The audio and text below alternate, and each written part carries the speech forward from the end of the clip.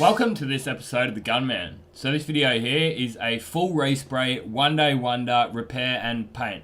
There's 3 of us that are going to be working on this car. 2 of us are going to be on the trigger when we're actually painting it. So the guy that owns this car is a mechanical fitter by trade and he works in the remote mines in Western Australia. He's bought this battle truck basically, and we all owed him a favour, so we just decided, you know what, we'll get some cheap paint in, we'll all just jump on it on the Saturday, and we got it all repaired and painted in the one day. We did quite well. We ended up just using a bit of Nissan 2K white on it, cheap and nasty paint, but it's actually quite good. Holds a nice gloss, easy to apply, and it's good for painting in the cold weather because it flashes off nice and quickly. So we're just going around at this point and doing a few repairs. There was a few spots where the paint was flaking off here and there, so we've sanded those affected areas with 180 grit, and then we finished it off at the end with 320 grit before we painted over it. And we used a 400 softback sanding sponge to get all the edges done. I actually really enjoy doing this kind of work, just real quick. Not to say it's rough or anything, we're still doing a pretty good job,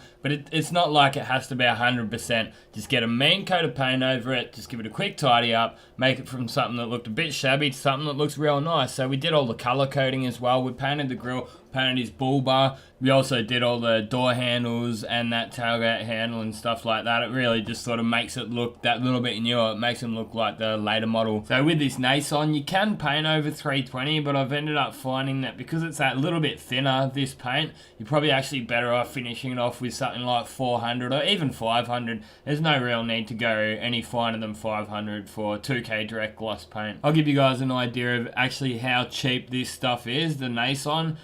We got a full 5 litres for a respray for under $90, hardener separate. And this job here in particular, it cost us $150 for paint. All up, it probably would have owed us about $250 around there. That's everything included. So we used the full 4 litres on this one and probably 1 litre of hardener. So we've been using the Concept Paints hardener in it at a 4:1 ratio, and it's been working really well. Even all the paint reps actually say that it can be used. It's a compatible hardener, so there's no drama at all. You won't be having any warranty issues at all with it. But hey, when you're paying this kind of money for the paint, who really cares about a warranty anyway? So on to our next stage, giving it a quick mask up. We decided just to do the entire job with paper. There was no real need in throwing plastic over it. I think there was one spot just at the back that we threw just a section of plastic over, but we didn't end up plasticking the entire car. We just bagged up the wheels and just papered up the screens and stuff like that. And yeah, we got some nice results. We started this job at 7 in the morning and we finished at 2 o'clock. So 70 hours for a full respray is pretty good timing. We did come in and do the bull bar and a couple of extra parts the following Monday. You can see that the repairs, we haven't even put any primer on there yet. All we did was just mix up a bit of 2-pack primer, and once we'd prep soled and tack rag the entire job, we just put a little bit of 2-pack primer over those cut throughs and then just paint straight over it. And with this kind of paint, you can sort of heave it on and just chuck it on a bit heavier and you'll be able to fill up any of those scratches. We're all just having a good time in there, just talking shit and having a bit of a joke. So got the tunes cranking as well. So yeah, having a good day on a Saturday. You know, it's good to come to work and have a bit of fun as well. I've actually recently come up with an idea to start uploading just raw footage. I've had a couple of people mention it in the past, and I've created a new channel called the Gunman Raw, so R-A-W.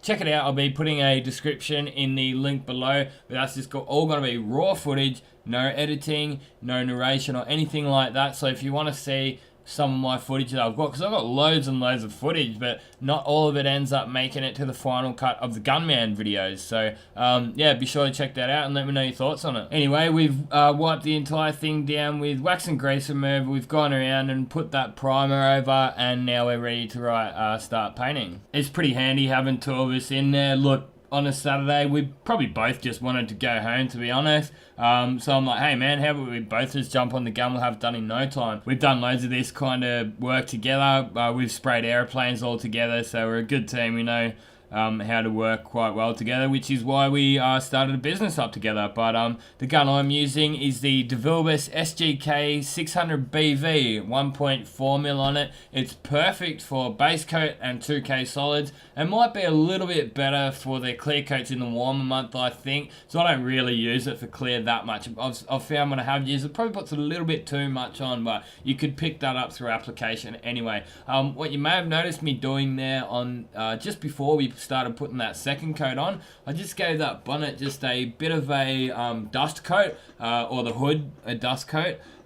I noticed a couple of little fish eyes starting to open up over it, so that dust coat can actually help those fish eyes go away. And then we just smash on a real heavy coat after that, and that ended up filling the rest of it in. Yeah, so the gun settings that I use for the SGK, I've just got that fluid wound just about right out, so I'm getting max fluid out of it. I've got the fan wound right open as well, and I've got the pressure at the gauge on the gun. So that's before the gun. I've got a regulator there. That's sitting around 20 psi. So the day here was a bit of a coldish day. It would have been about 17 to 20 degrees Celsius, which is around 60 degrees Fahrenheit. So had it have been a bit of a warmer day, if it was say 25 to 30 or above, that pressure may come down. I may even be running it at even 15 psi in the middle of summer. Anyway, moving along, I'm getting all these panels done. So we've got that roll bar, as you can see, down the other end of the booth. We've got the grill and that little garnish that goes on the tailgate, the tailgate handle,